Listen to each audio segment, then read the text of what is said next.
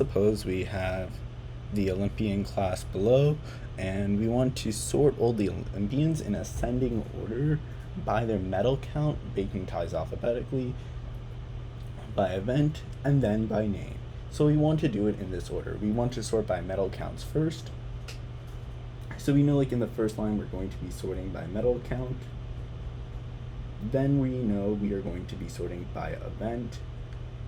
Then we know we are going to be sorting by name, in that order. And it says for simplicity we can assume everything's unique, or names specifically are unique, and if we have these Olympians, then we would sort them as following. So they give us a really nice example for us to really understand what the question is asking. To achieve this, you may call each of insertion sort, selection sort, and merge sort exactly once. Sorting key should be one of the name, event, or medal count.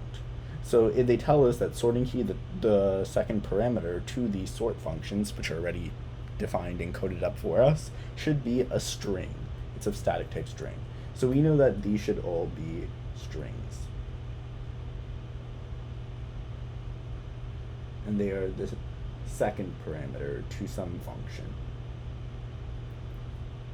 And what function that is, the real key idea that this concept, the concept that this question is testing, is known as stability, or stable sorts. And the idea of stable sorts is that it keeps the relative ordering from prior sorts.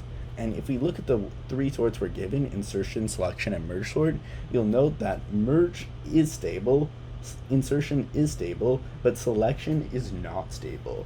So selection is not stable.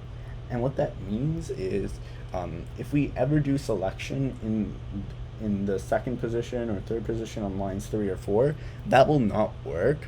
So, and the reason why that won't work is because it'll mess up all the prior ordering, because selection sort is unstable in this class. So what that really means is that the only correct answer can be one which has selection sort as the first sort performed. Because if it's the first sort, there's no prior ordering to mess up.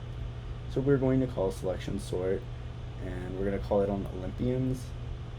I think I might have written a bit too large.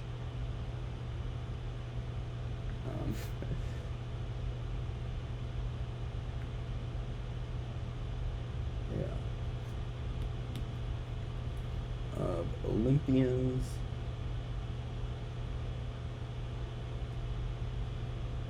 Okay, yeah. And then it doesn't matter the ordering for the next two. So for the next two, I can either do selection sort, I can do merge sort. The ordering doesn't really matter.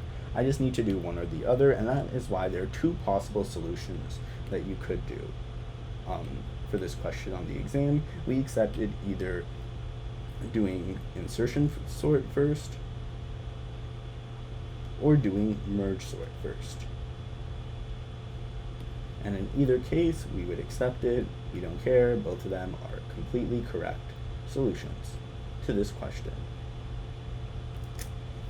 Hopefully you understand the idea of stable sorts and why we need to sort first, and how these sorting by insertion and merge, or merge then insertion, will keep relative ordering. It'll keep the work that selection sort did.